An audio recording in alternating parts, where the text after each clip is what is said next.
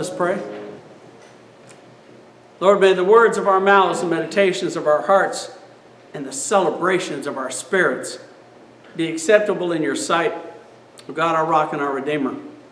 Amen. It was a beautiful summer day just last year. And although it was summer and although it was Houston, believe it or not, it was a pretty day because we had a breeze blowing. And it was a nice breeze. And you know, the temperature's not quite so bad when there's a breeze blowing. And I happened to be babysitting my 7-year-old, extremely active grandson, Logan, and he wanted to go outside and swing. And I said, okay, let's go. So we're standing out there, and we're both enjoying the day. It is a gorgeous day. So I'm pushing him in this big swing that we had just finished building that I actually wanted to try out. And as I'm pushing him, all of a sudden, out of the corner of my eye, I saw something big move. Whatever it was big. Now, the first thing I thought was, maybe it was the tree that was on the other side of the fence, you know? And so I looked up and I looked around, and whatever it wasn't moving anymore, and I couldn't see what it was. So I went back to pushing Logan, and I'm pushing him, and all of a sudden I saw it again. So this time I stopped. And Logan, of course, immediately began to howl, why aren't you pushing me in the swing anymore? I said, well, just wait a minute, Logan, there's something going on. And so I stood there and just looked in that direction for a minute and waited. Just stood still and waited. And sure enough, the wind gusted again. And this time, the old fence that was running between my property and my neighbor's was what I had seen moving. Folks, it wasn't moving a little bit. It wasn't shaking. It was moving like this. And it's a long, straight fence. I would say about 60 feet long. And that sucker was shimmying. And I thought, uh-oh. So I go over and look at it, thinking, okay, something has come loose. Let's see if we can fix it easily. No, of course we can't fix it easily. No, there were places in that fence where the only thing holding it up was hope and spiderwebs. That was it. It had rotted in just the right places, and it could not be repaired, although I did try. I went and got my hammer, got some nails. Logan came around with me. We're going in the neighbor's yard. I know, it doesn't matter. We got to fix the fence. I pounded on things. Everything I pounded on fell apart. I was making it worse. It was now swaying even more. So, of course, I thought, well, that's going to have to be replaced. I checked out prices. My God, if I wanted that kind of expert to come and just build a 60-foot fence, you know, I'd hire the government to do it for the prices that they wanted. I mean, it was astronomical just to build a straight 60-foot fence, for heaven's sake. So then I got the bright idea given to me by my wife, why don't you do it yourself? I have never built a fence before. My wife has more faith in me than I had in myself. But at the same time, I'm also kind of cheap. And I did not want to spend the money that it was going to take to get an expert to do it.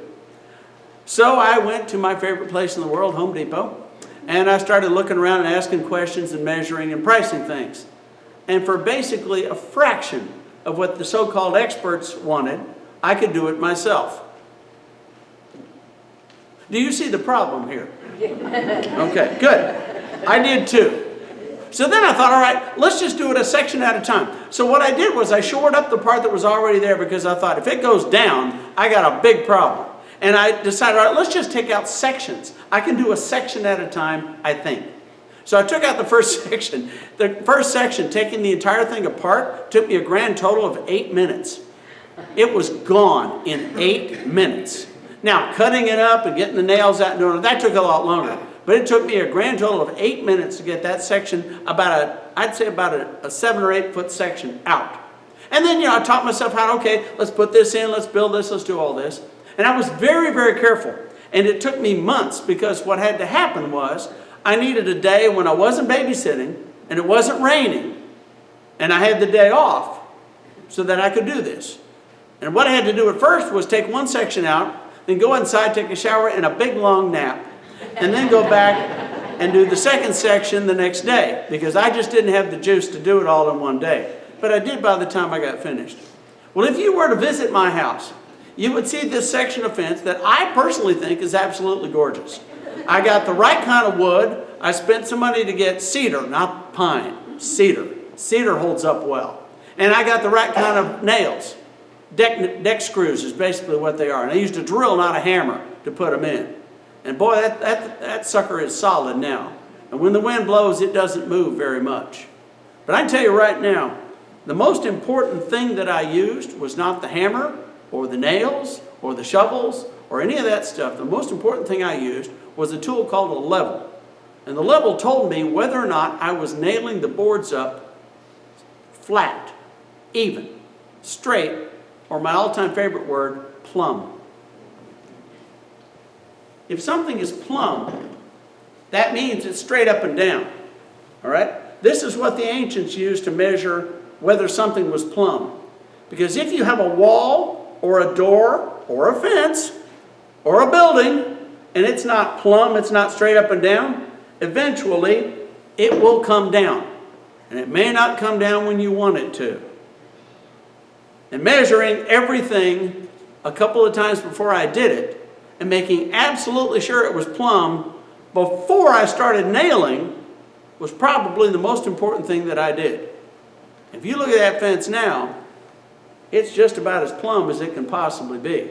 So I got that part right. First hurricane that comes along, we'll see what happens. But ultimately, folks, it's only a fence. It's not my eternal salvation, measured by how well or how poorly I constructed that fence. And although, since she's not here today, I can say it, it's not my wife's approval that's going to determine my place for all eternity. It's how I measure up with the Lord's plumb line, as I told the children. In our two scripture readings for today, I think it's quirky and yet absolutely wonderful. We have two completely different so-called experts trying to determine how best to use the Lord's plumb line to see how a situation and the people in it measure up to the Lord's view, the Lord's opinion, the Lord's plumb line. First, we have a non-prophet, a shepherd named Amos. He is a shepherd. He's not even an accepted member of society. Back in those days, even the apostles who were fishermen were higher up the social scale than shepherds. Shepherds were commonly known as liars, and their word was not accepted in court, which I think is hilarious because we always believe fishermen. Isn't that weird? Should have seen the size of that fish, Mark. It was just, fought it for an hour, you know. In any case, Amos knew he was not really a prophet. He said he was not really a prophet, even though he was bringing what the Lord told him to the face of the king. That makes him a prophet, whether he thought he was or not. Amos didn't accept it. In his eyes, he was just doing what he was told. See, when Amos sees a plumb line, and the Lord asks him a question, what do you see? Amos gave the simplest answer because that's all he could think of. It's a plumb line. I wonder if Amos thought that was a trick question. And his only chance was, I got to tell him what I see. It's a plumb line. He could have said, I see a rock tied on a piece of cord, Lord. What do you got going on here? Instead, he just said, I see a plumb line. What it all meant was a mystery to Amos. But that was okay because the Lord explained it to him. Yet when Amos went and told the people the rest of what the Lord had to say, they quickly dismissed him. His view was not acceptable. He was not good enough. He was no prophet. He was a shepherd. How could they believe anything he said? Amos was measured by the plumb line of the people, including the king. And they found him lacking. Yet that also illustrates a big problem for today. We do not use the Lord's plumb line when we measure one another. If we did, we would not see what we claim to see. We would not judge anybody or anything at any time. Then Luke tells us an expert in the law came to question Jesus. Now this guy had some questions. He asked the questions, Jesus answered. Then Jesus asked questions, and the lawyer answered. That's pretty fair. The details show us a little something extra though. The lawyer may have been testing Jesus, or maybe he was just showing off for whoever was there. He may have been challenging Jesus, hoping to catch him in a verbal trap. Remember that the experts in the law often tried to trap Jesus with their questions and their discussions. And they always started with the same word. Teacher, or rabbi. So they give him the title and then they immediately go after him. That's kind of a false narrative. But Jesus answered the question by teaching a parable to illustrate the point that there's more to God's love than just the strict measurement of the law. There was more, a lot more. Love, grace, mercy. In the parable of the Good Samaritan, we must never forget the following. Number one, the Samaritans and the Jews hated one another.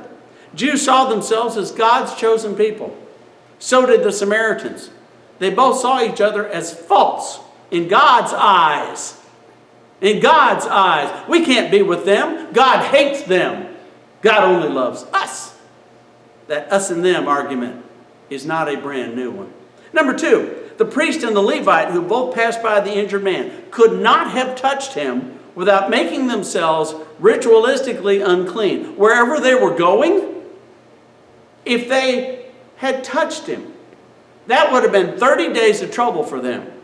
They would not have been able to worship in the temple. They would not have been able to lead any prayers. They would not have been able to do anything except live apart from everybody. And God forbid they got blood on their clothing. That would have been it. The clothing would have had to have been burned outside of town. The priest and the Levite had strict rules. Maybe they looked at this guy lying in the ditch bleeding and thought, I can't touch him. I'm going to be unclean if I do. God will be mad at me. They were measuring using a false plumb line. That's what the law said. Using the plumb line of the law, they were following the will of God. Using the plumb line of God's love, the only one who truly loved his neighbor was the hated Samaritan. And that's the point. If we use a strict measurement in all that we do and say and believe, then the strict measurement better be God's love as our plumb line. Otherwise, whatever we're measuring is going to give us a false measurement. The other point that has not yet been stated is this one. It is often very difficult to measure up in the eyes of humans when we know we can only measure up in the eyes of God. Let me say that again. Sometimes it's really tough to measure up in the eyes of everybody when the only one measuring us is God, and we're trying to measure up to Him. We're standing up to the crowd, in other words, because the crowd doesn't believe what we do. Let me tell you an odd story that might help illustrate this point. Because the American Revolution was so long ago, and perhaps because we're such good friends with Great Britain, it's sometimes tough to remember just how bloody that conflict was, how dirty some of the fighting was between the Americans and the British, the dirty tricks that were used, and there were a lot of them. It was as bad as any war that's ever happened. Slaughter, savage trickery, and deceit were the order of the day. And there was very little that might have measured up to God's plumb line of love. Yet in the virtual center of a major battle near Princeton, New Jersey, there is a Quaker meeting house that still stands today. I have been inside that building. It is ancient. It is as old as anything I've ever been in my life. Built of solid wood. The pews not even pews, seats. They're all worn down and they're worn unevenly. And you sit in it and just the silence of the place just surrounds you. You can imagine Quakers sitting there quietly waiting for someone to be filled with the Spirit and speak at their meetings. That's how they do things. Quakers have an interesting thing. They don't believe in war. They don't believe in fighting. However, they are very, very good at healing. So prior to the battle, the Quakers asked for a meeting between the American and the British generals at the same time. They invited both of them to this Quaker meeting house without telling the other ones that they had invited both sides. So when the Quakers were meeting and the American generals and the British generals showed up, they were instantly angry and alert and ready to draw weapons and go at it. And the Quakers said, "We need to talk to you. You're about to have a battle here. We will treat your wounded." Now at that point, the British leaders and the American leaders had to stop because they knew the Quakers were the best there was at healing, at treating the wounded. And so both leaders wanted their soldiers taken care of by the Quakers. That's what they were hoping for. Matter of fact, the Quakers were going to lay them out not only in the meeting house, which is not that big, but also in the grounds all around it. The Quakers were ready. They were ready for the battle and whatever happened. But they told the American generals and the British generals, we have some rules. And here's what they are. Number one, the wounded from both sides will be treated together in the same meeting house. No separations. We're not going to put the American soldiers over here and the British soldiers over here. We're just going to put them all next to each other because that's how we do things. Number two, there will be no fighting of any kind in or near our meeting house. Number three, oh, listen to this one. Officers and common soldiers will be treated in order decided by the severity of their wounds. You don't have a private who's dying of a gunshot have to wait while an officer who got creased in the arm by a bullet gets a Band-Aid. That's not how they're going to do it. They were going to treat the severely wounded first. And if either side disagreed or disregarded the rules, both sides would not be treated. First of all, the American and the British were so surprised that they were silent. Then they looked across the table at their enemy and realized that in order to make this work, they were going to have to accept the deal. And so they did. Because of the good reputation of the Quakers, who measure things a little differently than most folks, the agreement was struck. The Quakers used the plumb line of God's love to treat enemies and friends the same. So how do we measure up? Are we so strictly following all the rules that we forget about the rule of love? Are we so busy making sure the candles are full, making sure the book's just right, making sure the lunch is just perfect, making sure the lights are perfect and the overhead works and all these other things? Are we so busy taking care of the details that we're forgetting how we're being measured? The only person that measured me today on what I wore was my wife. And I confess, I did not let her see my ho-ho tie. I have other ones that are a little bit more subtle. You know, that if you don't look at them right, oh, that's a Christmas tie. Oh, that's very pretty. This one you can't miss. I didn't let her see it. She wouldn't have let me leave the house with it otherwise. But what's more important? This tie or how I live my life? Are we so concerned about details that we're forgetting the main one? The detail called we're supposed to love one another.